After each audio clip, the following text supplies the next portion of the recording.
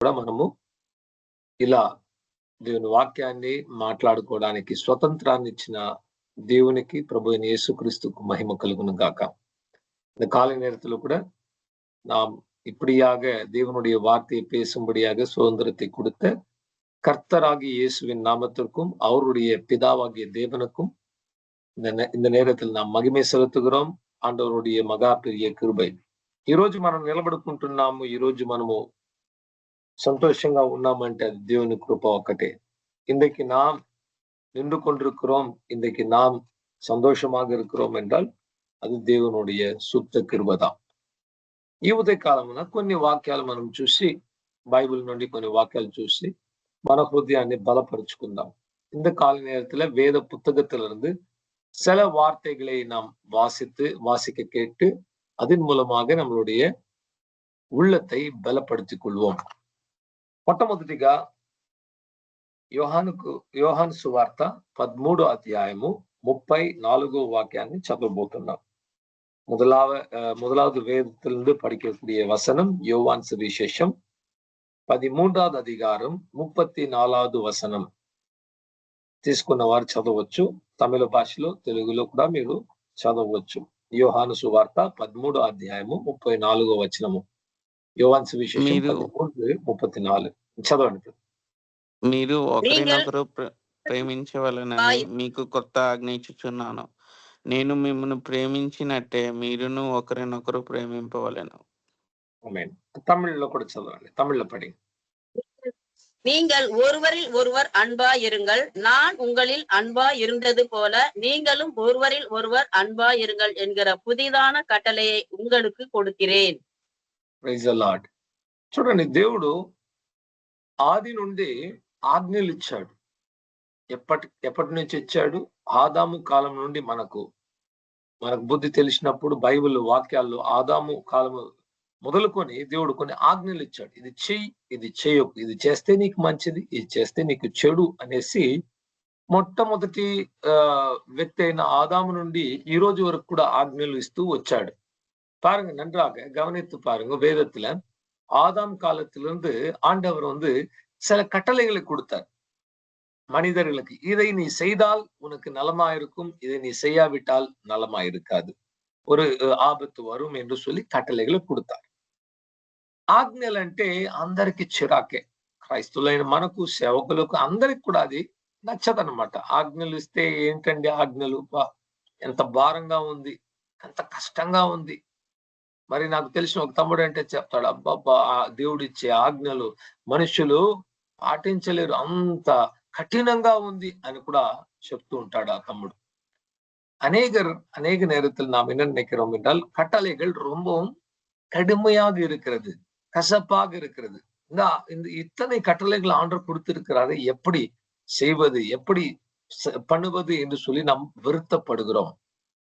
కానీ దేవుని ఆజ్ఞలను పక్కన పెడదాం. ఇప్పుడు మనం జీవించే దేశంలో అయినా, మనం పని చేసుకునే స్థలంలో అయినా, మన సొంత గృహంలో అయినా ఎన్ని ఆజ్ఞలు ఉన్నాయంటే లక్క పెట్టలేనంత ఆజ్ఞలు ఉన్నాయండి. ஆண்டவருடைய கட்டளைகளையும் வசனத்தையும் தூரம் வைப்போம். இந்த உலகத்திலேயே நீங்க இருக்கிற உங்களுடைய தேசத்திலையும், உங்களுடைய சமுதாயத்திலையும், குடும்பத்திலையும், வேலை ஸ்தலத்திலையும் எத்தனை கட்டளைகள் இருக்கிறது என்றால் కనెక్కిడ முடியாத కట్టளைகள் இருக்கு. రోడ్డు మీద మీరు వెళుతుంటే ఆ రోడ్లో ఒక బోర్డు రాసి ఉంటుంది, 40 కిలోమీటర్లు పైగా వెళ్ళకూడదు, వెళితే అది తప్పు, ஜாகிரதா అనేసి రాసి ఉంటుంది. நம்ம ஒரு வண்டியில ஓட்டி கொண்டு போய்கிட்டு இருந்தா அங்க போட்டிருப்பான், 40 கிலோமீட்டர் மேல நீங்க இந்த ரோட்ல వేగத்தை நீங்க వాహనத்தை నడతకూడదు, అది ఒక కట్టளை. వెళ్ళేటప్పుడు హెల్మెట్ పెట్టుకోవాలి, 2 వీలర్లో వెళ్తే అదొక ఆజ్ఞ. కార్లో వెళ్తే సీట్ బెల్ట్ పెట్టుకోవాలి, అదొక ఆజ్ఞ. வண்டியில போகும்போது 2 வீலர்ல போனா தலைக்கு ஹெல்மெட் வைக்கணும், அது ஒரு கட்டளை தான். కార్లో போனா సీట్ బెల్ట్ పోట్టుకొள்ளணும். మీ ఆఫీస్లో 9 గంటలకు మీరు వచ్చేసేయాలి, 9 పైగా వస్తే ఆ రోజు అది మీరు పర్మిషన్ తీసుకోవాలి, సెలవు తీసుకోవాలి అన్నట్లు ఒక ఆజ్ఞ ఉంటుంది. ఇటువంటి డ్రెస్సే పెట్టుకోవాలి, ఇలాగే నడుచుకోవాలి, ఈ సమయానికి రావాలి, ఈ సమయానికి వెళ్ళాలి. చెప్పలేనంత గొప్పగా ఎన్నో ఉన్నాయి. ఎందుకు ఈ ఆజ్ఞలు అంటే మనుషులు క్రమశిక్షణ తీసుకురావడానికి, పలు విధములైన ప్రమాదము నుండి కాపాడడానికి కూడా ఆజ్ఞలు చేశారనమాట. ஏன் இத்தனை கட்டளைகள்? உங்களுடைய அலுவலகத்துக்கு நீங்க போகும்போது 9 மணிக்கு வரணும், இத்தனை மணி வரைக்கும் இருக்கணும், இங்கதான் வரணும், இப்படிப்பட்ட துணியை தான் போடணும். இந்த கட்டளைகள் எல்லாம் என்ன செய்கிறது என்றால், மனுஷன் வைக்கிற கட்டளைகள் கூட ஒரு மனுஷனை பாதுகாக்கும்படியாக, அவனுடைய தேவைகளை సంధింపబడుம்பడిగా வைத்திருக்கிறது. మానవులు ఈ రోజు మనకిచ్చిన ఆజ్ఞలు లక్షల కొలది ఆజ్ఞలు ఉన్నాయి. కానీ దేవుడు మనకిచ్చింది 10 ఆజ్ఞలు మాత్రం ఇచ్చాడు. இன்றைக்கு மனிதர்கள் தங்களுக்கு தாங்கள் உண்டாக்கி கொண்ட கட்டளைகள் லட்சக்கணக்கான கட்டளைகள் இருக்கிறது. ஆனால் தேவன் கிருபையாக நமக்கு 10 కట్టలే தான் கொடுத்தார். 10 ఆజ్ఞలను మోషే అనే ఒక భక్తుడిని దేవుడు పిలిచి సీనా కొండ మీద 40 దినములు దివారాత్రములు కాచి ఉండి అక్కడ దేవునితో మాట్లాడినప్పుడు దేవుడు స్వంత తన చేతి ద్వారా, తన వేల ద్వారా ఆయన రాసి పలకల మీద, బండ పలకల మీద రాసి ఆ ఆజ్ఞలను ఇచ్చాడు. மோசே என்கிற மனிதன் 40 நாட்கள் அவர் சீனாய் மலை மேல் தேவனுக்காக காத்திருக்கும் போது தேவனாகிய கர்த்தர் அவருடைய சொந்த விரலினால இந்த கற்பாறைகள் மேல కట్టளைகளை எழுது 10 కట్టளைகளை கொடுத்தார். ఒక విషయాన్ని మనం అందరం ఇక్కడ గమనించాలి. ఏంటంటే దేవుడు స్వయంగా తన హస్తాన్ని ఉపయోగించి చేసింది రెండే రెండుగా మనకు బైబిల్లో తెలిసి.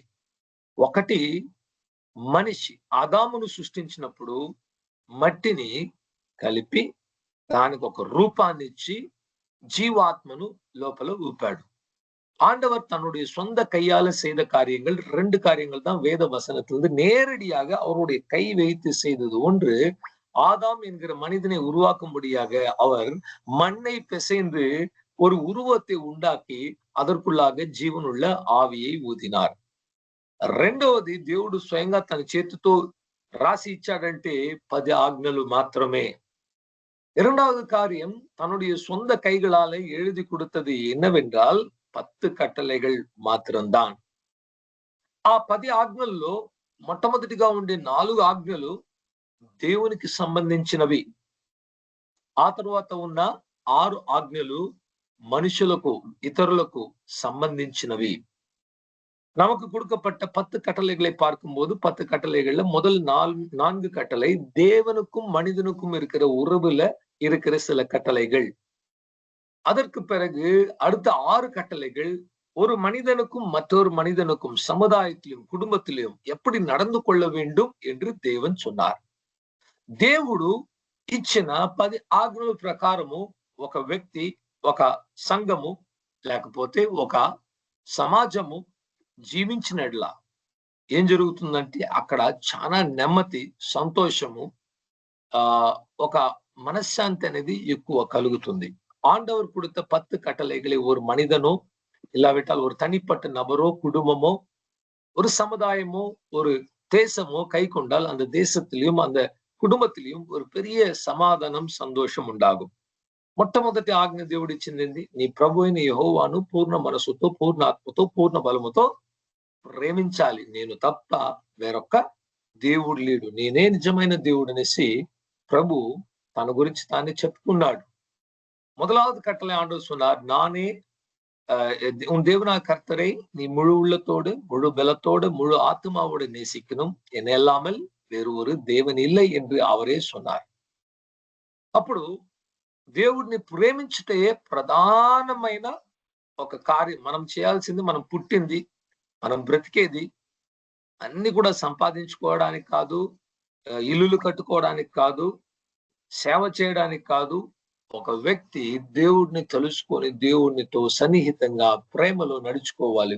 దేవునికి ఒక పార్ట్నర్, దేవునికి ఒక ఫ్రెండ్, ఒక స్నేహితుడు వలె ఒక మనిషి ఉండాలనేసి దేవుడు మనల్ని ఎన్నుకున్నాడు. ఆయన్ని ప్రేమించుటే మొట్టమొదటి కర్తవ్యము, మొట్టమొదటి డ్యూటీ ఒక మనిషికి ఇవ్వబడింది. முதலாவது ஒரு பிரதானமான வேலை, இல்லாவிட்டால் பிரதானமான ஒரு காரணம், மனிதன் படைக்கப்பட்டது காரணம், அவன் தேவனை நேசிக்கும்படியாக முழு உள்ளத்தோட, முழு பலத்தோட, முழு ஆத்மாவோட தேவனை நேசிக்க முடியாது. தேவனுக்கு ஒரு நண்பனாக, ஒரு நல்ல பார்ட்னராக இருக்கும்படியாக தான் தேவன் படைத்தார். రెండో ఆజ్ఞ, దేవుడు ఏం చెప్పాడు? విగ్రహాలను సృష్టించొద్దు. ఎందుకు విగ్రహారాధన అంటే దేవునికి చాలా ఇష్టం లేదంటే, మొట్టమొదటిగా ఆ నిజమైన దేవుడు చాలా సర్వశక్తిమంతుడు. ఆయన్ని ఒక చిన్న బొమ్మ వలె చేసి, అది యేసుక్రీస్తు బొమ్మగా ఉండొచ్చు, దేవుని బొమ్మగా ఉండొచ్చు, అది ఆయన ఎగతాళి చేసి, హేయపరిచి, కించపరిచి ఆయన తప్పుగా చూపిస్తున్నాం. అందుకే దేవుడు விக்கிரகாలు செய்யக்கு అని చెప్పాడు. ஆண்டவர் ஏன் விக்கிரக ஆராதனை வெறுக்கிறார் என்றால், ஒரு விக்கிரம் என்பது மனிதன் படைக்கிற ஒரு காரியம். தேவன் சர்வ வல்லமை உள்ளவர். அவரை யாரும் கண்டதில்லை. அவரை நாம் தரைக்குறைவாக குறைத்து ஒரு பொம்மையை போல மாற்றி இதுதான் இயேசு, இதுதான் ஆண்டவர் என்று சொல்லும் போது அவருக்கு பிடிக்காது. మూడో ఆజ్ఞ, నీ దేవుడైన యెహోవా నామమును వ్యర్థముగా తీసుకొనవద్దు. மூன்றாவது கட்டளை, உன் தேவனாகிய கர்த்தருடைய நாமத்தை వీణాగ ఎడుకాదిరుపాయాగ. నేను ఇప్పుడు దాదాపు 25 సంవత్సరాలుగా యేసుక్రీస్తుని తెలుసుకుని ఉన్నప్పటికీ నేను ఆలోచించే వాడిని, దేవుడైన యెహోవాను నువ్వు వ్యర్థంగా తీసుకోవద్దంటే యేసు యెహోవా అనే నామమును ఊరికే అట్లా మాట్లాడకూడదు. అలా మాట్లాడితే వ్యర్థంగా తీసుకుంటున్నాం అనుకున్నా. కానీ అంతటితో ఆజ్ఞ తీరిపోలేదు. ఈ మధ్యలో ఒక దేవుని భక్తుడు ఒక పుస్తకంలో రాసిన కార్యాన్ని చదివినప్పుడు నాకు కొత్తగా అనిపించింది.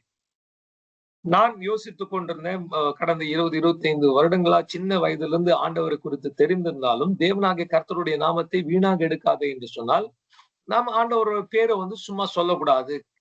ஒரு ஜோக் அடிக்கும் போது ஆண்டவருடைய பேரை சொல்லக்கூடாது, அவ்வளவுதான் நினைச்சுக்கிட்டு இருந்தேன்.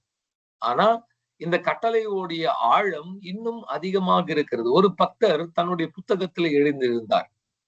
ఏమని రాశాడంటే, ఇప్పుడు నేను ఒక క్రైస్తవురాలు, సేవకుడు, విశ్వాసి అని మనం చెప్పుకొని వ్యక్తపరుచుకొని అందరి ముందు నేను ఒక దేవుని కుమారుడిని, దేవుని కుమార్తెని అని మనం చెప్పుకున్నప్పుడు అందరూ మనం ఎలా చూస్తారు? దేవుని పోలికలో మనం నడుచుకోవాలని ఎదురు చూస్తారు. இப்ப பாருங்க, உதாரணத்துக்கு நம்ம ஒரு கிறிஸ்தவள், ஒரு ஆண்டவரை விசுவாசிக்கிறவங்க, ஒரு ஊழியக்காரர், இல்லவிட்டால் தேவனுடைய குமாரன், குமார்த்தி என்று நாம் சொல்லிக்கொண்டு இருக்கும்போது நம்மை சுற்றிலும் இருக்கிறவர்கள் நாம் தேவனை போல இருக்க வேண்டும் என்று ఎదుర్పార్పాர்கள். దేవుని పేరును చెప్పుకొని దేవుడు చెప్పినట్లు నడుచుకోకపోతే అప్పుడు దేవుని నామమును మనము వ్యర్థంగా తీసుకుంటున్నాము. దేవుని నామము మన వల్ల ఇతరుల నోటి ద్వారా దూషింపబడును. అదే దాని అర్థము. இந்த கட்டளைக்கு அர்த்தம் என்னவென்றால், மூன்றாவது கட்டளைக்கு, நான் தேவனுடைய நாமத்தை, நான் ஒரு ஊழியக்காரன், நான் ஒரு கிறிஸ்தவன் என்று சொல்லிக்கொண்டு என்னுடைய வாழ்க்கையில பாவம் செய்தால், இல்லாவிட்டால் மற்றவங்களுக்கு பிரியமில்லாத காரியம் செய்யும் போது நான் தேவனுடைய నామத்தை దూషిக்க కారణமாக మారుகிறேன். పాత నిబంధనలో దేవుడు చెప్పాడు, ఇజ్రాయేలు ప్రజలను చూసి, మీ వల్ల నామము అన్యుల మధ్య అది వచ్చి దూషింపబడుతున్నది. మీరు చేసే క్రియల ద్వారా వారు నన్ను దూషిస్తున్నారు. பழைய ஏற்பாட்டிலே ஆண்டவர் சொன்னார், உங்களுடைய கிரியைகளால, உங்களுடைய காரணத்தினால என்னுடைய நாமம் அந்நியர்கள் நடுவில் தினமும் దూషింపబడుகிறது. మనము దేవుని బిడ్డలను చెప్పుకున్నప్పుడు దేవుడిని మనము వ్యర్థంగా తీసుకోకుండా ఆయన వల్ల నడుచుకుంటున్నామా? అదే ప్రశ్న. நாம் தேவனுடைய பிள்ளைகள் என்று சொல்லும் போது தேவனை போல நடந்து கொண்டிருக்கிறோமோ? அதான் பெரிய கேள்வி. 4వ ఆజ్ఞ, మనకు దేవుడు ఇచ్చిన విశ్రాంతి దినాన్ని మనము పాటించాలి. వారానికి ఒక రోజు కేటాయించి దేవుడిని ఆరాధించుకొని ఆ రోజంతా కూడా ప్రభు సన్నిధిలో కూర్చొని మనము మన జీవితాన్ని గడుపుకోవాలి. మనం విశ్రాంతి తీసుకోవాలని దేవుడు కోరుకుంటున్నాడు. 4வது கட்டளை, நான் ஓய்வு நாளை ஆசரிக்க வேண்டும். இல்லாவிட்டால் வாரத்தில் ஒரு நாள் தேவனுக்கு என்று ஒப்பு கொடுத்து நாம் కాத்திருந்து நம்மளுடைய సమయத்தை கொடுக்கணும். ఈ 4 ఆజ్ఞలు దేవునికి సంబంధించినవి. మనిషికి దేవునికి మధ్యలో ఉన్న కార్యం. వీటిలో ఏదొక్కటి తేడా వచ్చినా మనము అపరాధులుగా మారిపోతున్నాము, పాపము చేసిన వారిగా దేవుని చూపులో கனப்படுతున్నాம். இந்த 4 கட்டளை ஒரு மனிதனுக்கும் தேவனுக்கும் இருக்கிற உறவுல பேசுகிற கட்டளைகள். இதுல ஏதாவது ஒரு குறை வந்துவிட்டால் நம்ம పాపం செய்தவங்களா இருக்கிறோம். ఇప్పుడు 5వ ఆజ్ఞ నుండి 10వ ఆజ్ఞ వరకు ఇతర మనుషులతో మనము నడుచుకునే విధానం గురించి రాయబడింది. మనము సమాజంలో, కుటుంబంలో, దేశంలో ఇతర వ్యక్తులను మనం ఎలా వాళ్ళతో మన నడవడికలు ఉండాలని కూడా రాయబడింది. நம்மளுடைய குடும்பத்திலையும், வீட்டிலையும், வேலை செய்கிற ஸ்தலத்திலையும், சமுதாயத்திலையும், தேசத்திலையும் நாம் மற்ற மனிதர்களோடு கூட எப்படி நடந்து கொள்ள வேண்டும் என்று எழுதப்பட்டிருக்கிறது. నీ తల్లిదండ్రులను నువ్వు వచ్చి గౌరవించు, అప్పుడు నీ ఆయుష్కాలము ఈ భూమి మీద బహుగా ఉంటుందని దేవుడు వాగ్దానముతో కూడుకున్న మొట్టమొదటి ఆజ్ఞ ఇది. வாக்கு தத்தத்தோட சேர்ந்த முதலாவது கட்டளை, இந்த கட்டளை 5வது கட்டளை தான், உன் தாயும் உன் தகப்பனையும் நீ கனப்பண்ணுவாயாக, அப்போது உன்னுடைய ஆயுஸ் நாட்கள் இந்த பூமியில பலுகி பெருகி సంతోషமான ஒரு வாழ்க்கை, సమాధానమైన ஒரு வாழ்க்கை ఉనకు கிடைக்கும். ఈరోజు చూడండి, అందరూ చాలా పొడుగైన ఆయుష్కాలం బ్రతకాలనుకుంటున్నారు. మంచి ఆహారాన్ని తినాలి, మంచిగా వ్యాయామం చేసుకోవాలి, చక్కటిగా ఉండాలి, మంచిగా శరీరాన్ని చూసుకోవాలి, అన్ని చేస్తున్నారు. కానీ తల్లిదండ్రులను వాళ్ళు దూషిస్తూ, తల్లిదండ్రులను ప్రేమించకుండా, సన్మానించకుండా ఉంటే ఆయుష్కాలము తగ్గిపోతుంది. ఆత్మీయంగా ఇది ఒక నియమము, దేవుడు ఉంచిన నియమము. మీరు ఎక్కువ పొడుగైన ఆయుష్కాలంతో బ్రతకాలంటే మీ తల్లిదండ్రులను ప్రేమించాలి. ఒకవేళ తల్లిదండ్రులు లేకపోతే తల్లిదండ్రుల స్థానంలో ఉన్న పెద్దలను మనము గౌరవించడం నేర్చుకోవాలి. இன்றைக்கு நாம் நீண்ட ஆயுஷ் நாட்கள் இருக்கிற நம்ம தாயும் தகப்பனையும் நாம் அவர்களை மதிக்க வேண்டும். ஒருவேளை தாய் தகப்பன் இல்லாவிட்டால் தாய் தகப்பனுடைய ஸ்தானத்தில் இருக்கிற எந்த ஒரு பெரியவர்களுக்கும் நாம் ஒரு విశేషమైన మదింపు கொடுக்கும்போது దేవుని ఆశీర్వదించారు. ఆ తర్వాత మనకు ఆజ్ఞలు ఉన్నాయి. నువ్వు వచ్చి హత్య చేయరాదు, వ్యభిచరించరాదు, అబద్ధ సాక్ష్యాలు ఇవ్వకూడదు, మరి దొంగలించవద్దు, ఇతరుల వేటిని కూడా నువ్వు కోరుకోవద్దు అని కూడా దేవుడు మరి 5 ఆజ్ఞలు కూడా ఇచ్చాడు. இன்னும் 5 கட்டளைகள் ஆண்டு கொடுத்தார். நீ பொய் சொல்லாதிருப்பாயாக, களவு செய்யாதிருப்பாயாக, பொய் சாட்சி கொடுக்காதிருப்பாயாக, விபச்சாரம் செய்யாதிருப்பாயாக, நீ கொலை செய்யாதிருப்பாயாக, அப்படியே நீ மற்றவங்களுடைய எந்த ஒரு பொருளையும் ఇచ్చికాదిరుపాయాగ என்று దేవుని కట్టளை கொடுத்தார். పాత నిబంధనలో దేవుడి ఆజ్ఞలను ఇచ్చినప్పటికీ ఎవరు కూడా ఈ ఆజ్ఞలను సంపూర్ణంగా చేయలేకపోయారు. பழைய ஏற்பாட்டில் இந்த கட்டளைகளை ஆண்டவர் கொடுத்ததுக்கு பிறகு கூட யாருமே இந்த కట్టளையை ముழுமையாக నెరవేర్చ முடியவில்லை. ఆజ్ఞల ద్వారా మనకు రక్షణ రావడం లేదు, ఇక వచ్చే ఆసక్తి కూడా లేదు. ఆజ్ఞలను పాటించడం ద్వారా ఎవరు పరలోకానికి వెళ్ళలేరు. நாம் கட்டளைகளை கை கொள்கிறதுனால யாருமே பரலோகத்துக்கு போக முடியாது, పరిపూర్ణం అடைய முடியாது. ఒకవేళ ఆజ్ఞలను పాటించడం ద్వారా మనకు రక్షణ కలిగి ఉంటే యేసుక్రీస్తు రావడం వ్యర్థం. 10 ఆజ్ఞలను మనం పాటిస్తే పోయింది కదా. ఎందుకు యేసుక్రీస్తు రావాలి, ఎందుకు మనిషిగా మారాలి, ఎందుకు చనిపోవాలి, ఎందుకు కొట్టబడాలి, ఆయన వచ్చి భూస్థాపించబడి మరలా పునరుద్ధానుడై లేచుకోవాలంటే దానికి కారణము ఎవ్వరు కూడా ఆజ్ఞల ద్వారా నీతిమంతులుగా మార్చబడలేదు. కానీ దేవుడిచ్చే కృపావరము తన రక్షణ ద్వారానే ఈ రోజు నీతిమంతులుగా మార్చబడుతున్నాం. 10 கட்டளைகளை வைக்கிறதுனால் நமக்கு ரட்சிப்பு வந்துவிடும் என்றால் இயேசு கிறிஸ்து வர வேண்டிய அவசியம் இல்லை, அவர் மரிக்க வேண்டிய அவசியம் இல்லை, அவர் ரத்தம் சிந்த வேண்டிய அவசியம் இல்லை. 10 கட்டளைகளால் யாருமே பரிபூர்ணம் அடையவில்லை, நீதிமான்களாக மாறவில்லை. ஆண்டவராக இயேசு கிறிஸ்து மூலமாக வந்த கிருபையின் வரம் ரட்சிப்பு இன்றைக்கு நமக்குள்ளாக ஒரு நீதிமான்களாக మార్చుகிற అనుభూతిలో கொண்டு வந்திருக்கு. ఇప్పుడు మనం చదువుకున్న వాక్యంలోకి వద్దాం. యోహాను సువార్త 13వ అధ్యాయము 34వ వాక్యం. యోహాను సువిశేషం 13వ అధ్యాయం 34వ వచనం. మీరు ఒకరినొకరు ప్రేమింపవలనని మీకు క్రొత్త ఆజ్ఞ ఇచ్చుచున్నాను. యేసుక్రీస్తు ఒకటే ఆజ్ఞ ఇచ్చాడు మనకు. 10 ఆజ్ఞలను ఒక్క ఆజ్ఞగా మార్చి ఇచ్చేశాడు. 10 கட்டளைகளை ஆண்டவராக இயேசு கிறிஸ்து சுருக்கி ஒரே கட்டளையாக கொடுத்தார். நீங்கள் ஒருவரில் ஒருவர் அன்பு கூற வேண்டும், இதுதான் நான் உங்களுக்கு கொடுக்கிற புதிய కట్టளை. Praise the lord. ఎంత సులువైన కార్యం చూడండి. ఒకరిని ఒకరు మనం ప్రేమించాలి, అంతే. అరేంజ్ చేయాల్సిన అవసరం లేదు, ప్రేమిస్తే చాలు. நாம் எதுவும் பெரிய காரியங்கள் செய்ய வேண்டாம். ஒருவரை ஒருவர் நேசித்தால் போதும், இந்த புதிய కట్టளை நாம் வைக்கலாம். నేను మిమ్మును ప్రేమించినట్టే మీరును ఒకరినొకరు ప్రేమింపవలను. ఇక్కడే సమస్య ఉంది.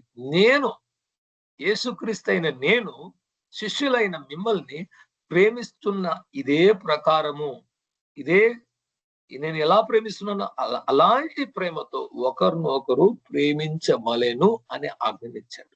இப்பதான் பிரச்சனை வருது. என்ன பிரச்சனை? ஆண்டவராக இயேசு சொல்கிறார், நான் இயேசுவாகிய நான் என்னுடைய சீடர்களாகிய உங்களை நேசிக்கிறது போல இதே நேசத்தோட நீங்கள் ஒருவரை ஒருவர் நேசிக்க வேண்டும். ఈరోజు మన హృదయంలో ప్రేమ తగ్గిపోవడం వల్ల, దేవుని మీద ప్రేమ తగ్గిపోతే ఇతర ప్రజల మీద కూడా ప్రేమ తగ్గిపోతుంది. మొట్టమొదటిగా దేవుని మీద ఉన్న ప్రేమ ఎదగాలి. ఆ తరువాత ఇతరుల మీద ఉన్న ప్రేమ అనేది చాలా సమృద్ధిగా, ధారాళంగా, ఎటువంటి అడ్డుగోడలు లేకుండా వచ్చేస్తుంది. நமக்கும் தேவனுக்கும் இருக்கிற அன்பு பெருகினால் நாம் மற்றவர்களை நேசிக்கிறதுக்கு கஷ்டமே இருக்காது. அது ஆட்டோமேட்டிக்கா அப்படியே நமக்குள்ள இருந்து దేవ అన్బు వందువిடும். రోమిల్ రాసిన పత్రిక 5వ అధ్యాయము 5వ వాక్యంలో దేవుడు ఇలా చెప్తున్నాడు, మన హృదయంలో పరిశుద్ధాత్మ ద్వారా ఆయన ప్రేమ, అగాపే అనే ప్రేమ, దేవుని ప్రేమను దేవుడు కుమరిస్తున్నాడంట. ரோமருக்கு எழுதின கடிதத்துல 5வது அதிகாரம் 5வது வசனத்தை பார்க்கும்போது அந்த இடத்துல எழுதியிருக்கிறது, பரிசுத்த ஆவியானவர் மூலமாக தேவ அன்பு ஒவ்வொருத்தருடைய உள்ளத்தில் அது ஊற்றப்பட்டிருக்கிறது. హల్లెలూయా. ఈ మాటలు మాట్లాడుతుంటే నాకు గుర్తుకొచ్చిన కార్యము, యోహాను, మన అపోస్తలుడైన యోహాను యొక్క శిష్యుడు ఒకతను ఉన్నాడు. ఆ కాలంలో ఆయన్ని బంధించడానికి కొన్ని సైనికులు వచ్చారు. క్రైస్తవులుగా ఉన్న కారణం వల్ల రాజు బంధించమని చంపడానికి ఆయన మీద ఒక నింద మోపి ఆయన చంపాలి అని అరెస్ట్ చేసి తీసుకోరమ్మన్నారు. ఆ సమయంలో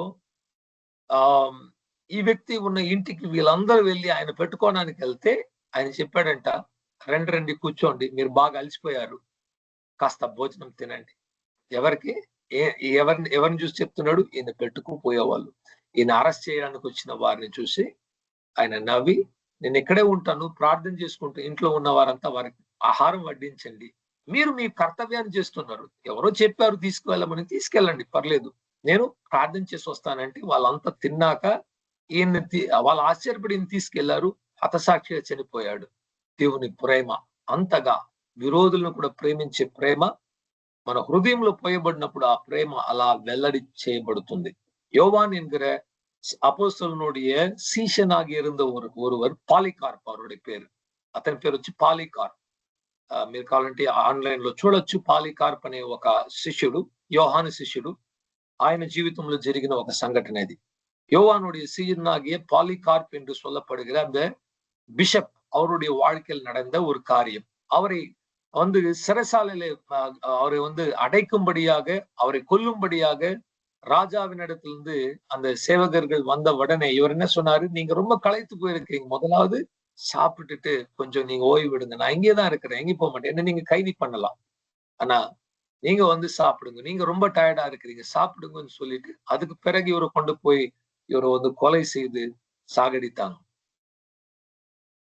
చూడండి, అంతగా దేవుని ప్రేమ మనలో కుమరింపబడినప్పుడు అలా క్రియ చేయను பாருங்க. அவ்வளவாக தேவனுடைய அன்பு நமக்குள்ளாக ஊற்றப்படும் போது கிரிయ செய்யும். ఇంకొక వాక్యం చదువుకుందాం. 1 యోహాను 4వ అధ్యాయము 11వ వచనం. 1 యోవాన్ 4వ అధికారం 11వ వచనం.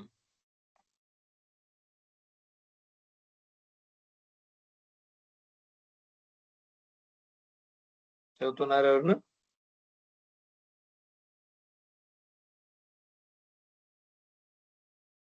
ప్రియులారా, దేవుడు మనలను ఇలాగ ప్రేమింపగా మనం ఒకరినొకడు ప్రేమింపబద్ధులమై ఉన్నాము. సో ప్రియులారా, దేవుడు మనలను ఇలాగూ ప్రేమింపగా మనం ఒకరినొకడు பிரேமிப்பபத்துலமை ఉన్నాము. பிரியமானவர்களே, தேவன் நம்மை இவ்விதமாக நம்மை நேசிக்கிற காரணத்தினால் நாம் ஒருவரை ஒருவர் நேசிக்க கடவோம் என்று சொல்லுகிறார். దేవుని ప్రేమను పొందుకున్న మనము ఇతరులను ప్రేమించకుండా పోతే ఏంటి? தேவனுடைய அன்பை பெற்றுக்கொண்டு நாம் మற்றவர்களிடத்தில் అன்பు కూరాமல் இருக்கிறது எப்படி? ఇది ఎలా అంటే, యేసుక్రీస్తు ప్రభు ఒక ఉపమానం చెప్పాడు. ఒక వ్యక్తికి ఎక్కువ అప్పు ఉన్నదంట. రాజు దగ్గర వెళ్ళి అడిగాడు, రాజుగారు, నేను నా అప్పులు కట్టుకోలేను, నా మీద కృప చూపించానంటే నేను క్షమిస్తున్నాను, వెళ్ళిపో అంటే, వాడు వెళ్ళి వాని కింద ఉన్నవాడు తక్కువ తీసుకుంటే వాడు కూడా, అయ్యా నా దగ్గర డబ్బులు లేదయ్యా వదిలేసి అంటే వాడిని పట్టి బాగా కొట్టడము, హింసించడం చూసి రాజు ఏం చేశాడు, వాడిని తీసుకొచ్చి పడదోయండి, చీకటి ఉన్న స్థలంలో వేయండి, ఎంత కఠినాత్ముడు, వాడు పొందుకున్న ఆ కనికరాన్ని ఇతరులకు చూపించలేకపోయాడు అన్న కారణం బట్టి క్షమించిన పాపాన్ని మరలా తీసుకున్నాడు. మీరు ఇతరులను క్షమించకపోయిన ఎడలా దేవుడైన తండ్రి మీ పాపములో కూడా క్షమించడు. క్షమించిన పాపాన్ని కూడా మన మీదకి తిరిగి తీసుకొచ్చి పెడతాడంట. நம்ம ஒரு ஓமையை கேட்டோம். ஆண்டவராக இயேசு சொன்னார், ஒரு மனிதன் இருந்தான். அவன் கடன் கட்ட முடியாம ராஜா கிட்ட போய் அவன் மனம் வருந்தி, ஐயா என்னால கட்ட முடியல ராஜாவே என்று சொன்ன உடனே அவனை மன்னித்து விட்டுட்டாங்க. ஆனா அவனுக்கு மற்றொருத்தன் கொடுக்க வேண்டிய சின்ன ஒரு தொகைக்காக அவனை பிடித்து அடித்து இம்சை செய்து, நீ என்னுடைய பணத்தை தா. இதை கண்ட உடனே ராஜா என்ன சொன்னார், அவனை பிடிச்சு கையும் காலும் கட்டிட்டு வந்து இருளான அறைக்குள்ளாக, பற்கடிப்பு இருக்கிற இடத்துக்குள்ளாக போடுங்கோ. நீ எவ்வளவு கடினமானவன், நீ மன்னிப்பை பெற்று விட்டு மற்றவனுக்கு மன்னிப்பை கொடுக்காம இருக்கிற. நீங்கள் பிறருடைய குற்றத்தை மன்னிக்காவிட்டால் பரலோகத்தில் இருக்கிற உங்களுடைய தகப்பனும் உங்களுடைய குற்றங்களை மன்னிக்க மாட்டார். மன்னித்த பாவத்தையும் உங்க மேல கொண்டு வந்து அந்த పావத்துக்கான దండనయం கொண்டு வந்து విడువార్. మనము ఇతరులను క్షమించకపోయినప్పుడు దేవుడు మన జీవితంలో గత కాలంలో క్షమించిన పాపానంతా కూడా మన మీదకి ఉంచి ఆ శిక్షను మన మీదకి తీసుకొస్తాడు. மற்றவங்களை நாம் மன்னிக்காவிட்டால் நம்மளுடைய பாவங்கள், மன்னிக்கப்பட்ட பாவங்களை ஆண்டவர் வந்து ரிவர்ஸ் பண்ணி அந்த பாவத்துல நம்ம மேல போட்டு அதற்கான దండనే கொடுப்பார். అనేకులు ఈరోజు అనారోగ్యంతో ఉండడానికి కారణము క్షమించకపోవడమే. హృదయంలో ద్వేషము, కపటము, వైరము, కోపము, పగ, ఈర్ష, అసూయ ఇటువంటి కార్యాలే శరీరంలో వ్యాధులుగా మారి త్వరగా వారి శరీరాన్ని చంపేస్తుంది. இன்றைக்கு அநேகருடைய சரீரத்தை கெடுக்கக்கூடிய வியாதியாக மாறக்கூடிய காரணம், அதனுடைய வேர் எங்க இருக்கிறது என்றால் கோபம், விரோதம், பொறாமை, போட்டி, சண்டை, சச்சரவு, அப்படிப்பட்ட கபடம், இப்படிப்பட்ட காரியங்கள் இதயத்துல பெருகிறதுனால என்ன நடக்குது என்றால் சரீரத்தில் பலவீனங்கள் வெளிப்பட்டு விடுகிறது. காலத்துக்கு முன்பாகவே மறிக்க வேண்டியது அவங்களுக்கு నియమింపబడిருக்கிறது. కానీ ఈ రోజు మనము మనకు నియమింపబడిన సమయానికి ముందు మనం మరణించాల్సిన అవసరం లేదు. ఇతరులను మనం క్షమించినప్పుడు మన హృదయం తేలికైపోతుంది. மற்றவர்களை நாம் மன்னிக்கும் போது நம்மளுடைய இதயம் ரொம்ப லேசா மாறிவிடும். మనలో ఎవరు ఇవ్వలేని ఒక సంతోషం మనలో పుట్టుకొస్తుంది. நமக்குள்ளாக ஒரு பெரிய సంతోషం, సమాధానం పొంగి వரும். ఈరోజు ఈ వాక్యాన్ని వింటున్న మనమందరం కూడా ఎక్కడో ఒక చోట మనం వచ్చి ప్రేమలో తగ్గిపోయామన్న కారణం కూడా మనం తెలుసుకోవాలి. இன்றைக்கு இந்த வார்த்தைகளை கேட்கிற அன்பானவர்களே, நாம் சுற்றி பார்க்க வேண்டும். நம்மளுடைய வாழ்க்கையில எங்கேயோ ஒரு இடத்துல நாம் అన్బై విட்டு இருக்கிறோம். యేసుక్రీస్తు ప్రభు పునరుద్ధానుడైన తరువాత 7 సంఘములకు మాట్లాడిన కార్యంలో మొదటి సంఘమును చూసి ఇలా చెప్పాడు, నువ్వు అన్ని బాగా చేస్తున్నావు, కానీ నీకు మొదట్లో ఉన్న ప్రేమ ఇప్పుడు లేదు. నువ్వు ఎక్కడ పడిపోయావో దాన్ని ఒక్కసారి చూసి నువ్వు మారు మనసు పొంది మరలా లేచినట్లా నేను క్షమించి నేను అంగీకరిస్తానని కూడా చెప్పాడు. ஆண்டவராக இயேசு கிறிஸ்து, உயிர்த்தெழுந்த இயேசு கிறிஸ்து 7 சபைகளுக்கு எழுதும் போது முதல் சபைக்கான சொல்லப்பட்ட செய்தியில் இப்படியாக சொன்னார், நீ எல்லாமே செய்கிறாய், ஆனால் ஆதி அன்பை இழந்து போனாய். நீ எந்த இடத்துல விழுந்தாயோ நீ கவனித்து பார், நீ எழுந்து கொள், மனம் திரும்பு, நான் உன்னை ఏற்றுకొలువేన్. దేవుని మీద ఉన్న ప్రేమ చల్లారిపోతుంటే మనం ఊరుకునకూడదు, దాన్ని బలపరచాలి. ஆண்டவர் மேல இருக்கிற அன்பு குறைந்து கொண்டிருந்தா நாம் சும்மா இருக்கக்கூடாது, அதை பலப்படுத்த வேண்டும். దేవుణ్ణి ప్రేమించేవాడు దేవుడిని పూర్ణ ఆత్మతో పూర్ణ బలముతో సేవిస్తాడు. దేవుని నేసితాల్ దేవునికాగ సేవ செய்வான். దేవుడిని ప్రేమించే వ్యక్తి విగ్రహాలకు పూజ చేయడు. దేవుని నేసిக்கிறவர்கள் విగ్రహ ఆరాధన செய்ய மாட்டார். దేవుణ్ణి ప్రేమించేవారు దేవుని నామమునకు దూషణను తీసుకురారు. దేవుని యొక్క విశ్రాంతి దినాన్ని గైకొంటారు. ஆண்டவரை நேசிக்கிறவர்கள் ஆண்டவருடைய ஓய்வு நாளையும் அவருடைய నామத்துக்கு எந்த విధమైన దూషణத்தையும் கொண்டு వరాமல் పాదుగాతుకుడు. దేవుణ్ణి ప్రేమించేవారు, మనుషుల్ని ప్రేమించేవారు హత్య చేయరు, వివచరించరు, తల్లిదండ్రులను గౌరవిస్తారు, అబద్ధాలు ఆడరు, మరి తప్పుడు సాక్ష్యాలు చెప్పరు, ఇతరులది ఏది కూడా నేను పొందుకోవాలని కూడా ఆశించరు. దేవునుடைய அன்பினால் நிறைக்கப்பட்டிருக்கும் போது நாம் மற்ற மனிதர்களுக்கு கூட எந்த ஒரு தீமையும் செய்ய மாட்டோம். கொலை செய்ய மாட்டோம், குற்றப்படுத்த மாட்டோம், விபச்சாரம் செய்ய மாட்டோம், பொய் சொல்ல மாட்டோம், களவு செய்ய மாட்டோம், మற்றవங்களுடைய ఎந்த ஒரு పొరులయం எடுத்துకొள்ள విరుంబ మాటం. దేవుడు చెప్తున్నాడు, నేను ఒక నూతన ఆజ్ఞనిస్తున్నాను, ఒకరినొకరు ప్రేమించుకోనండి. చివరిగా ఒక మాట, యేసుక్రీస్తు తన శిష్యులను చూసి చివరిగా వెళ్ళిపోయేటప్పుడు ఒక మాట చెప్పాడు, మీరు ఒకరిలో ఒకరు ప్రేమగా ఉంటే ఈ ప్రపంచంలో ఉన్న సర్వ జనములు తెలుసుకుంటారు మీరు నా శిష్యులని. ஆண்டவராக இயேசு அவர் சொன்ன ஒரு வார்த்தை, நீங்கள் ஒருவரில் ஒருவர் அன்பு கூர்ந்தால் ఉలగమే தெரிந்து கொள்ளும் நீங்கள் என்னுடைய శిష్యులు என்று சொல்லి. మనం ఈరోజు ప్రార్థించడం ద్వారా దేవుని శిష్యులని ప్రజలు తెలుసుకోరు, ఎందుకంటే అన్యులు కూడా ప్రార్థిస్తున్నారు. இன்றைக்கு நாம் ஜெபிக்கிறதுனால நாம் தேவனுடைய பிள்ளைகள் இல்லாவிட்டால் தேவன் உண்மையானவர், நாம் தேவனுடைய இயேசு கிறிஸ்துவோடைய ஜனங்கள் என்று தெரிந்து கொள்ள முடியாது. ஏன்? అన్యர்கள் కూడా நம்மளை விட அதிகமா జెబిக்கிறாங்க. మనము ఒక రోజుకు ఒక పూట ప్రార్థించుకుంటే ఎక్కువ, కానీ ఇతర మతస్థులు 5 సార్లు వాళ్ళు ప్రార్థన చేస్తున్నారు సాగిలపడి వారి అబద్ధమైన దేవుడు ముందు. ஒரு தேவன் அல்லாத ஒரு தேவனுக்கு முன்பாக அந்நியர்கள் 5 முறை அவர்கள் தலை குப்பிர விழுந்து தொழுது கொள்ளுகிறாங்க. நம்ம ஒரு நாளுக்கு ஒரு முறை கூட தொழுது கொள்ளுகிறது ரொம்ப కఠినமான కార్యం. ప్రార్థించడం ద్వారా మనం యేసుక్రీస్తు శిష్యులని లోకానికి వ్యక్తపరచలేము. ஜெபிக்கிறதுனால நாம் தேவனுடைய పిల్లైகள் యేసు క్రీస్తుకు సంబంధమానవర్గలు என்று வெளிப்படுத்த முடியாது.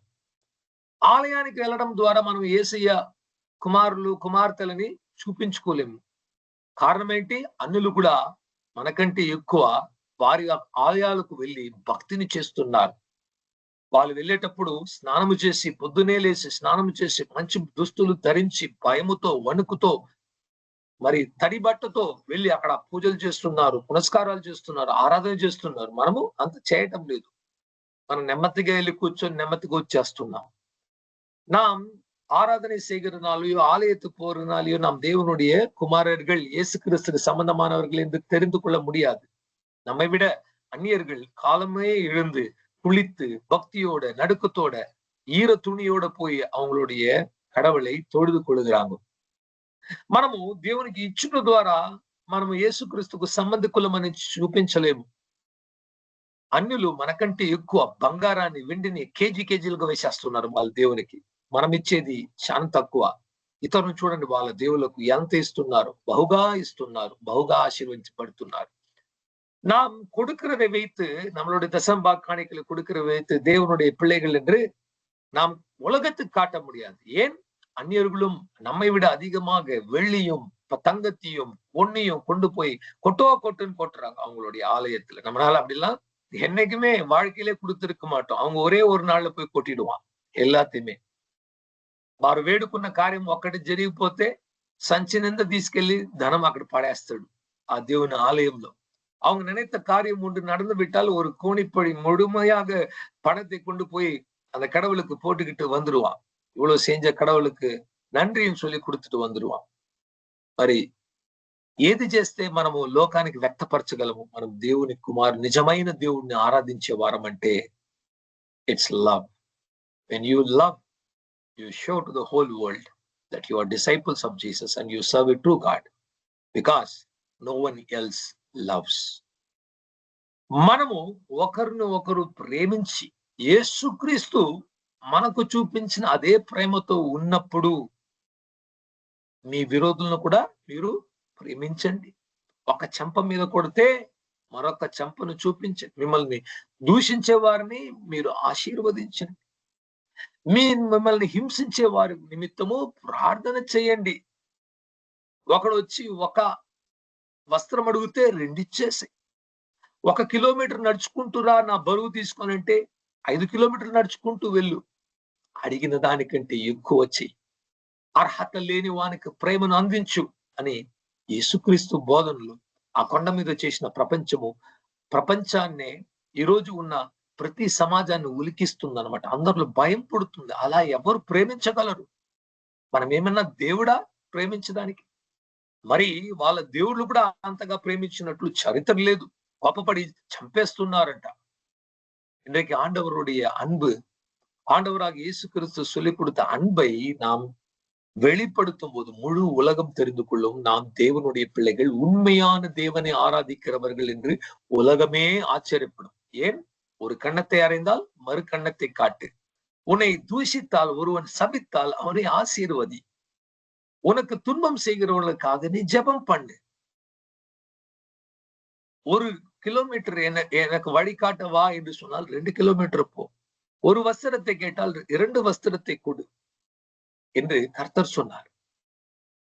இதை சிலர் கேட்கும் போது சொல்லுவாங்க, இல்லாவிட்டால் நினைக்கும் போது நினைப்பாங்க, இது நம்ம என்ன தேவனா அப்படி செய்ய?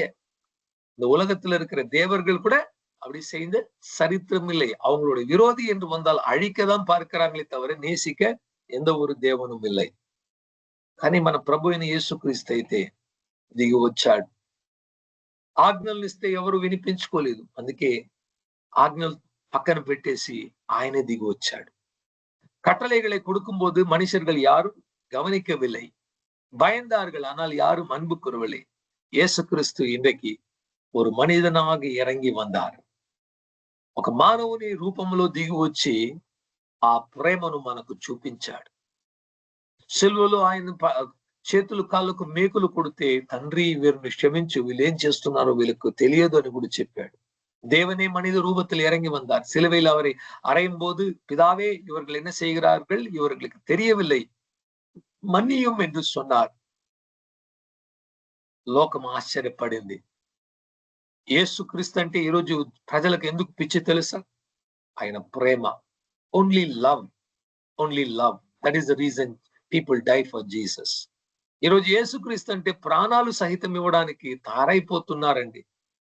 చరిత్ర చదువుకుంటే ఏ దేవునికి లేనంత రక్తము ఎవరికి పోయబడిందంటే యేసుక్రీస్తుకు ఒక్కడికే పోయబడింది. పాతకాలంలో యెహోవాగా దేవుడు కనిపించుకున్నప్పుడు కూడా ఎవరు అంతగా వాళ్ళ ప్రాణాలను ఇవ్వడానికి తెగించలేదు. కానీ కొత్త నిబంధనలు వచ్చినప్పుడు దేవుడు ప్రేమగా ఉన్నాడు అన్న ఒక సందేశము సంపూర్ణంగా దొరికినప్పుడు ప్రజలు ఆ ప్రేమకు బానిసలైపోయారు. எந்த ஒரு கடவுளுக்கும், எந்த ஒரு தேவனுக்கும், எந்த ஒரு மதத்துக்கும் இதுவரைக்கும் இவ்வளவாக ரத்தம் சிந்தப்படவில்லை. தங்களுடைய பக்தர்கள் ரத்தம் அதிகமா கொடுத்திருக்கிறது கிறிஸ்தவத்துல தான், இயேசு கிறிஸ்துவை பின்பற்றுகிறவங்க தான். ஏன்? அவர் அன்பா இருக்கிறதுனால. பழைய ஏற்பாட்டுல கூட தேவனுக்காக அவ்வளவாக யாருமே செய்யலை. அங்கும் இங்கும் ஒரு சிலர் தான். இன்றைக்கு லட்சக்கணக்கான ஜனங்கள் கொல்லப்பட்டு கொண்டே இருக்கிறாங்க இயேசு கிறிஸ்துவுக்காக. அவங்களோட ரத்தத்தை சிந்த கூட தயாரா இருக்கிறாங்க. ஏன்? காரணம் என்ன? அவருடைய அன்பு. அந்த அன்புக்கு அடிமையிட்டாங்க. ప్రేమ చాలా బలమైన ఒక ఆయుధము. ఏ వ్యక్తినైనా కూడా మారుస్తుందండి. అన్బు ஒரு బలமான ஒரு ఆయుధం. ఎంత ஒரு మనిదనియం మార్చకూడదు. బండలాంటి హృదయము కలిగిన వారి హృదయాన్ని బదలగొట్టడానికి కలిగిన ఒకటే ఆయుధము ప్రేమ ఒకటే. అది దేవుని ప్రేమ, అగాపే ప్రేమ. கல்லான இதயத்தை உடைக்கக்கூடிய ஒரே ஒரு வல்லமை எந்த வல்லமை என்றால் தேவ வல்லமை, அகாப்பே, அன்பு. ఈ ఉదయ కాలంలో ప్రియులారా, ఈ ప్రేమ మనలో ఉందా? మనము దేవుడు ఒకరితో ఒకరు సంభాషించుకున్నప్పుడు దేవుడు ఆ ప్రేమను మన హృదయంలో ఆయన్నే ఇస్తాడు. మనము ఉత్పత్తి చేసుకోలేము. మనము నేను ప్రేమించాలనుకుంటే అది కుదరదు. మనలో లేదు, అటువంటి ప్రేమ లేదు. మానవుని ప్రేమ చాలా తక్కువ. దేవుని ప్రేమకు హద్దు లేదు, చాలా గొప్పది. நானே நேசிக்க முயற்சி பண்றேன்னு அப்படின்னு நினைச்சா முடியாது. நமக்குள்ள அது உற்பத்தி பண்ண முடியாது. நமக்குள்ள அது తయారు பண்ணிக்கொள்ள முடியாது. தேவன் தான் அந்த అன்பை நமக்குள்ள ఉడుకొను. దేవునితో ఒకడు నడుచుకునేలా దేవుడు ఖచ్చితంగా ఆయన ప్రేమను మనకు దయచేస్తాడు. தேவனோடு ஒரு மனிதன் நடக்க ஆரம்பித்தால் அந்த அன்பு அந்த மனிதனுடைய உள்ளத்துக்குள்ளாக தேவன் ஊத்துவார். దేవుని ప్రేమ నిండు ఉంటే నా గిన్నె పారి పొర్లుచున్నది అనేసి కీర్తనకారుడు చెప్తున్నాడు. ఈ ప్రేమ మన హృదయం అనే గిన్నె దేవుని ప్రేమతో నిండి పొర్లినప్పుడు ఇతరులకు కూడా ఆ ప్రేమ అనేది మన చుట్టూ ఉన్న వారికి, చుట్టూ ఉన్న స్థలమందు వ్యాపిస్తుందండి. అది ఈరోజు మీరు ఒక సెంట్ కొట్టుకొని మంచి ఒక ఫ్లేవర్, మంచి ఒక స్ట్రాంగ్, మంచి ఒక సెంట్ మీరు మీ శరీరం మీద ఇలా స్ప్రే చేసుకొని ఎక్కడికి వెళ్ళినా ఆ స్థలమంతా కూడా ఆ సువాసన అనేది నిండిపోతుంది. అలా ప్రేమ మనలో పారి పొర్లుతుంటే మనం వెళ్ళిన స్థలం, చూసిన ప్రజలు, మాట్లాడుతున్న వారికంతా కూడా దేవుని ప్రేమ వారి హృదయాన్ని ముట్టుతుంది. ప్రజల హృదయము, జీవితము మార్పు నొందుతుంది. మిమ్మల్ని చూస్తే యేసుక్రీస్తుని చూసినట్లు చూస్తారు. ఎందుకంటే దేవుని ప్రేమ పారి పొర్లుతున్నది.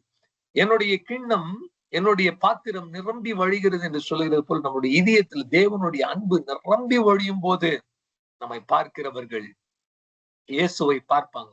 ஒரு சென்ட் போட்டுக்கிட்டு நீங்க போனீங்கன்னா அந்த அறையில இருக்கிறவங்க எல்லாம் கேட்பாங்க, அப்பா ரொம்ப நல்ல சென்டா இருக்குது, நல்ல ஒரு இது வருது. அப்ப அவங்களால கண்டுபிடிக்க முடியும். அதே போல தேவனுடைய அன்பு உங்களுக்குள்ள எனக்குள்ள அதிகமாக இருக்கும்போது ఉలగమే கண்டுபிடிக்கும். ఇవొంగలు వ్యత్యాసமாக இருக்கிறாங்க. ఈ రోజు ప్రపంచంలో లేని ఒక పెద్ద కరువుగా ఉన్న ఒక విషయం ఏంటంటే ప్రేమ లేదు. ప్రేమ లేకుండా ప్రజలు చనిపోతున్నారు. అన్బిల్లాமல் ఇందకి జనంగు మరితు கொண்டிருக்கிறாங்க. ఈ రోజు జరిగే హత్యలు ఎందుకు జరుగుతుంది? ప్రేమ లేదు. ద్వేషము, పగ, కోపము, వైరము, విరోధము, కసి తీర్చుకోవాలన్న ఒక మనస్తత్వం కలిగిన కారణం వల్ల ఒకరినొకరు చంపుకుంటున్నారు. இன்னைக்கு நிறைய கொலைகள் நடக்கிறதுக்கு காரணம் என்ன? அன்பில்லை, கோபம், விரோதம், பகை, கசப்பு, வெறுப்பு, மற்ற ஒருத்தர் అడిత్తు கொண்டிருக்கிறாங்க. ఈరోజు మన జీవితాల్లో వచ్చే కార్యాలు, మన చుట్టూ జరుగుతున్న కార్యాలు అన్నిటి కారణము బేస్ ఏంటంటే ఎవరికి ప్రేమ లేదు. இன்னைக்கு நம்மை சுற்றில நடக்கிற காரியங்கள், தவறா நடக்கிற காரியங்களுக்கு உள்ளான కారణத்தை பார்த்தால் అన్బిల్లై. 1 కొరింథీయులు 13వ అధ్యాయంలో ప్రేమ గురించి, దేవుని ప్రేమ గురించి వర్ణించాడు. ఇప్పుడు మనకు టైం లేదు మాట్లాడుకోవడానికి, కానీ మీరు తీసి చదివి చూడండి. ప్రేమ సమస్తమును సహించును, క్షమించును, ఓర్పుతో ఉండును. విశ్వాసము, నిరీక్షణ, ప్రేమ, ఇవి మూడే అంట గొప్ప శక్తులు ఈ ప్రపంచంలో ఉన్నది. అందులో చాలా ప్రాముఖ్యమైనది, గొప్పది ప్రేమ ఒకటే అని కూడా చెప్పాడు. 1 கொரிந்தியர் 13ஆம் அதிகாரத்துல அன்பை குறித்து எழுதப்பட்டிருக்கு. நீங்க வாசித்து பார்த்தால் அந்த இடத்துல எழுதியிருக்கிறது, அன்பு சகலமும் சகிக்கும், பொறுமையாக இருக்கும், மன்னிக்கும், விட்டு கொடுக்கும், சுயநலவாதமாக இருக்காது என்று பலவிதமான வார்த்தைகளால் பேசியிருக்கிறது. உலகத்திலே பெரிய சக்திகள் 3 சக்தி இருக்கிறது. விசுவாசம், நம்பிக்கை, அன்பு. இந்த 3லும் அன்பே ప్రధానం என்று కూడా சொல்லப்பட்டிருக்குது. ప్రేమే ప్రధానమైనది అని కూడా చెప్పబడింది. కొన్ని సంవత్సరాలకు ముందు నాకు ఒక కళ వచ్చింది అనమాట. ఆ కళలో ఒక వ్యక్తి ఒక బండ మీద నిలబడుకున్నాడు. ఆ బండ నుంచి కిందకి ఇలా చేతులు పైకెత్తి దుముక్కుంటూ ప్రేమే ప్రధానము అనేసి ఒక సందేశాన్ని ఇచ్చాడు. பல வருடங்களுக்கு முன்பாக நான் ஒரு சொப்பனத்தை பார்த்தேன். சொப்பனத்துல ஒரு பெரிய கற்பாறை இருந்தது. கற்பாறை மேல இருந்து ஒரு மனிதன் கீழே குதித்து கொண்டு கைகளை 2 விரித்து கொண்டு சொல்கிற ஒரே ஒரு காரியம் என்னவென்றால் அன்பே பிரதானம் என்று சொல்லி குதித்தான். అప్పుడు దేవుడు చూపిస్తున్నాడు ప్రేమే చాలా ప్రధానమైనది. ఈరోజు మనం చేసే భక్తి, మనం చేసే ప్రసంగాలు, మనం ప్రార్థించుకునే ప్రార్థనలు, అన్ని భాషలు, దేవుని వరాలు, సువార్త, ఇవన్నీ కూడా చేసి ప్రేమ లేకపోతే వ్యర్థం అండి. இன்றைக்கு நாம் அந்நிய பாஷைகளை பேசலாம், வரங்களை செய்யலாம், அற்புதங்களை செய்யலாம், சுவிசேஷம் சொல்லலாம், பிரசங்கங்களை பண்ணலாம், பாட்டு பாடலாம், எல்லா பக்தியான காரியம் செய்துவிட்டு అన్బిల్లై என்றால் అది ప్రయోజనమే கிடையாது. ప్రేమ లేని వాడు చనిపోయాడు. ప్రేమ లేని వానిలో దేవుడు లేడు. అన్బిల్లాదవనుకుள்ளாக దేవన్ ఇల్లై. ఈ కారణం బట్టి మనకు 1 యోహాను 2:15లో చెప్పబడిన వాక్యము, ఎవడైనను లోకములో ఉన్న వస్తువులను ప్రేమించినట్లా తండ్రి ప్రేమ వాని యందు ఉండదు. 1 யோவான் 2வது அதிகாரம் 15வது வசனத்துல வசனம் என்று சொல்கிறது, ஒருவன் இந்த உலகத்தையோ உலகத்தில் உள்ளவைகளோ நேசித்தால் பிதாவின் அன்பு அவளுக்குள்ளாக இல்லை. తండ్రి ప్రేమ మనలో ఉన్న ఎడల లోకపు స్నేహము, లోకములో ఉన్న ప్రేమ, లోకములో ఉన్న పాపం మీద ఉన్న ఆకర్షణ అనేది మనలో కలుగదు.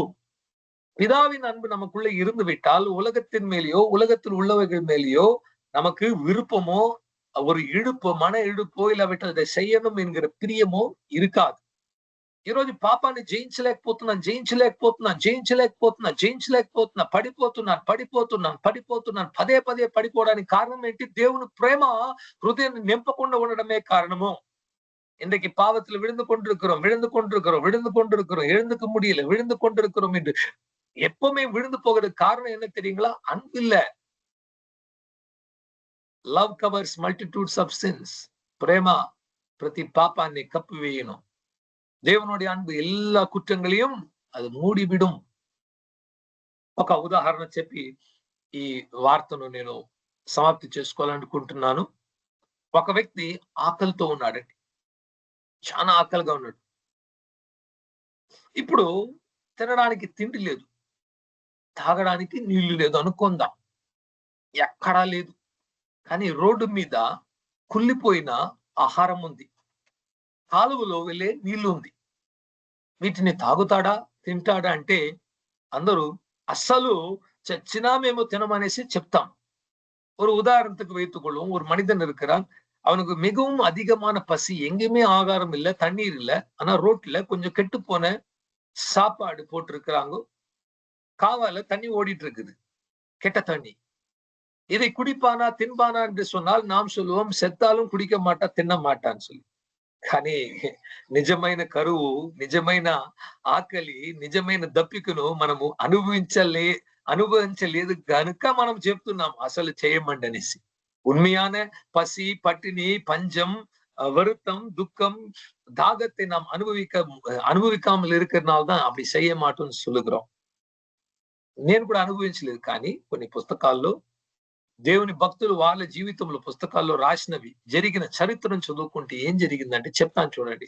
కమ్యూనిస్ట్ దేశము క్యూబా అనే దేశంలో రిచర్డ్ వంబ్రెండ్ అని దేవుని సేవకుడు ఒకడు ఉన్నాడు. వారి భార్య పేరు వచ్చి సబీనా వంబ్రెండ్, వాళ్ళ కొడుకు పేరు మైకల్ వంబ్రెండ్. వీళ్ళు ఒక కుటుంబము. ఆయన యహూదుడు పుట్టుకతో, కానీ కమ్యూనిస్ట్ దేశంలో ఉండి యహూదుడి నుంచి యేసుక్రీస్తుని తెలుసుకొని ఒక పాస్టర్ గా మారాడు. ரிச்சர்ட் வம்பரண்ட் என்ற ஒரு தேவ மனிதன் இருந்தால், அவங்களுடைய மனைவி பேரு சபீனா வம்பரண்ட், அவங்களுடைய பிள்ளை பேரு வந்து மைக்கேல் வம்பரண்ட். இவங்க யூதர்கள், பிறப்பில் யூதர்கள், ஆனால் విశ్వాసத்தில் యేసు క్రీస్తుவை தெரிந்து கொண்டு ஒரு సభை బోధకురాగా మారినారు. మీ అందరికీ తెలుసు, కమ్యూనిస్ట్ దేశంలో దేవుని భక్తి చేస్తే అది పెద్ద నేరం, వారికి మరణ శిక్ష కూడా విధింపబడుతుంది. ఏ ఒక్క దేవుడిని ఎవడు కూడా కలవడానికి లేదు. కమ్యూనిస్టు ప్రకారము దేవుడు లేడు, మనిషే దేవుడు, మనిషే అన్ని చేయాలనుకునేవారు. అటువంటి భావన కలిగిన వారు.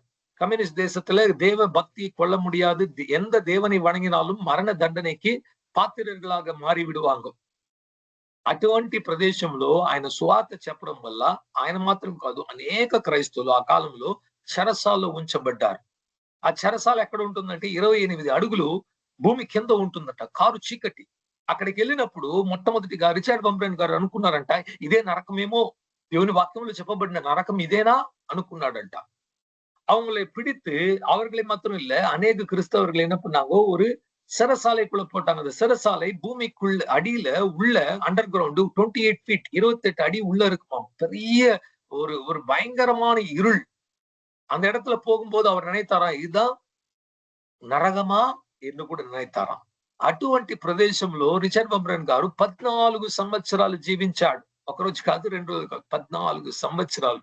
పడుకోవడానికి స్థలము లేదు, మా బాత్రూమ్ అంతా కూడా ఏం లేదు. అక్కడే వాళ్ళు చేసుకోవాలి, అక్కడే పడుకోవాలి, అక్కడే ఉండాలి, అక్కడే తినాలి. పరిస్థితి మీరు ఒకసారి ఆలోచించండి ఎంత కఠినము. అదే టార్చరింగ్ అన్నమాట. వారు టార్చర్ చేసేవాళ్ళు, మెంటల్ టార్చర్ ఇచ్చేవాళ్ళు. ఈ రోజు మనకు వసతి లేదనేసి మనము ఉన్న వసతిని తప్పు పెడుతున్నాం, కానీ తినేది, పడుకునేది, ఒంటికి అన్ని ఒకే స్థలంలో అంటే ఎలా ఉంటుంది, ఒక మనిషి సహించగలడనేసి ఆలోచించి 14 సంవత్సరాలు ఒక వ్యక్తి అందులో ఉండి బయటకు వచ్చాడు.